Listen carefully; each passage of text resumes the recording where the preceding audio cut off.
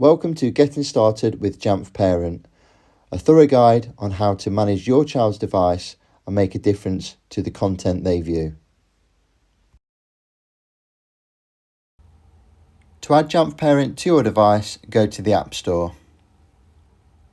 This is available on iPhone, iPad and Android devices. Once I'm in, search for Jamf Parent, click the app, and I'll be able to download it from here. You have all the instructions about the app inside of the App Store. Once I'm ready, open the app, accept the privacy policy, the Bluetooth permissions, locational services, and notification permissions.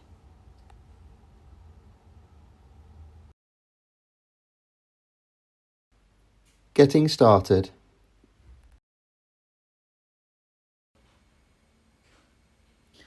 Once in Jamf Parent, press Get Started. Here you've got an option of scan QR code or sign in with the username and password given to you by the school or organisation. For this example, I'm going to go to scan QR code. And now on the student device, go to Jamf Student, which is in the bottom left-hand corner. Once in, you'll be prompted with a QR code. You can scan this and this will allow you to enter Jamf Parent, pairing the device together. However, if you bypass this, go to the top left-hand corner, go to the child's name in the bottom left-hand corner, and go to Authorise Parent. Here you'll be greeted with a QR code. Now use your device and then scan the QR code. You'll then be prompted with the name for this device. Press Confirm. The device pairing has been successful and now you're in Jamf Parent. Websites. Let's take a look at websites. It is important to understand that all online activity is monitored, and Jamf Parent adds an extra layer of support to parents to ensure you can focus your child's attention on the websites you want them to view. Within websites, we've got two options, and those are allow and block, and I can switch between either one. For now, in this demonstration, we're going to look at allow, and just below, I'm going to press add first website to allow. Inside of here, I can list a whole host of websites that I'll give permissions to, and this will give the student access to only these websites. So if I press add website, add my website into the URL, press return, and I can continue listing these websites as I go through, but I'm just going to press apply. Now you'll notice on the child's screen nothing has changed just yet, but when I enter Safari you can see straight away that I've got in my favourite section BBC Bite Size. Brilliant. Now if I want to go to a different website, you'll notice that this website has been blocked, allowing only access to the URL that you've been given the child permission to. A really useful feature, especially if you have homework activities that you really want to focus the child's attention onto. Equally, to remove the website and give full access, all I have to press on the device is the minus button, and that'll take me straight back. And equally, if there are some websites that distract your child, you can add websites to block rather than allow.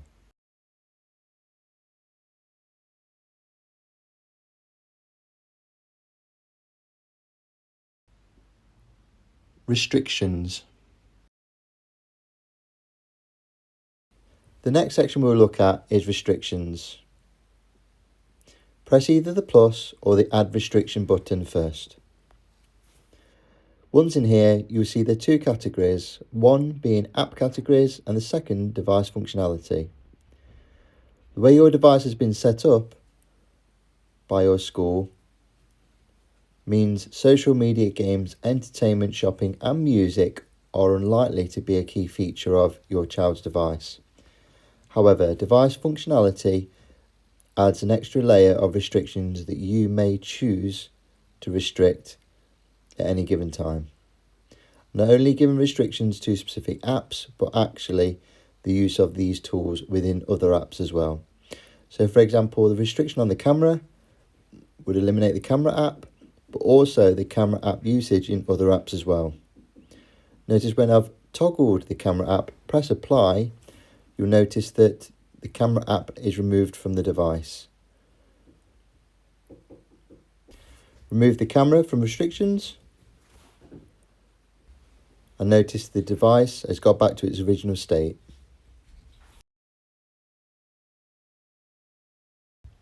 Allowed apps. Now firstly, all the apps that you press will be allowed on the device and only on the device. So let's have a look. If I press the plus button next to allowed apps, I've got a timer at the top, which I'm going to set for an hour.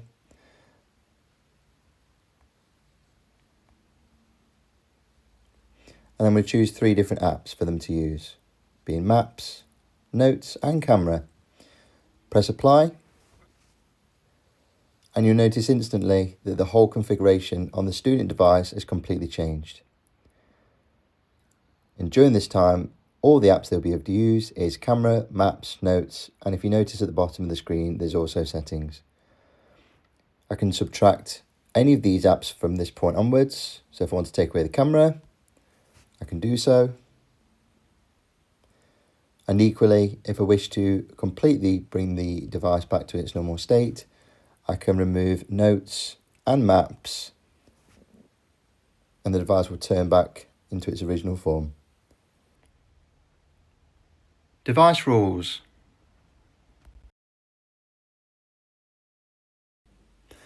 And the final section, device rules. Let's have a look. Select device rules. And in here, you've got to select from 2 options. First, the ad hoc rule, which is restricting apps at any time. And the second option, which is day and time, which is restricting apps based on day and time. Now, I prefer the second option with this, and I'll go into exactly why. So just remember, either one of these settings restricts certain apps, and they do it in an automated way so that it fits in with your lifestyle rather than reacting to perhaps a situation that may occur. So every single day of the week, Monday, Tuesday, Wednesday, Thursday, Friday, you want to give or restrict access to certain apps. You can do that just to avoid any distractions, and you might have, let's say, the weekends that are free. Now looking in this section here, we've got social media, communication, games, entertainment, shopping and music. As we mentioned earlier, these devices are configured for education and may not contain any of these apps at all. So I highly recommend you go into the custom section, press next. And in here, you're going to restrict certain apps. And for example, I might restrict Safari, Maps and Notes. Go to next. And on Monday, Tuesday, Wednesday, Thursday and Friday, between 7 and 8 o'clock, go to next and call that iPad downtime. Press save. And what you'll find is that between these hours, these apps will be restricted. Give this a go yourself and set up a device rule that suits you and your family.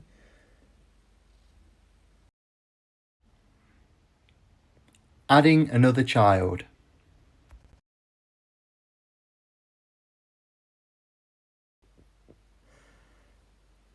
And finally, should you want to add any more children, if you look at the top left-hand corner, you've got that parent badge.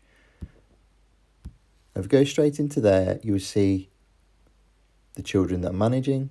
And if you want to, you can add another child.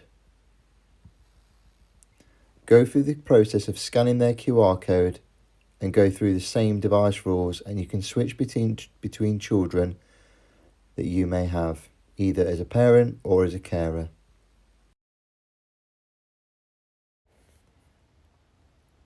Should you need any further support, please get in contact with your local school and they will support you through the process of Jamf Parent and how to take control over your child's device.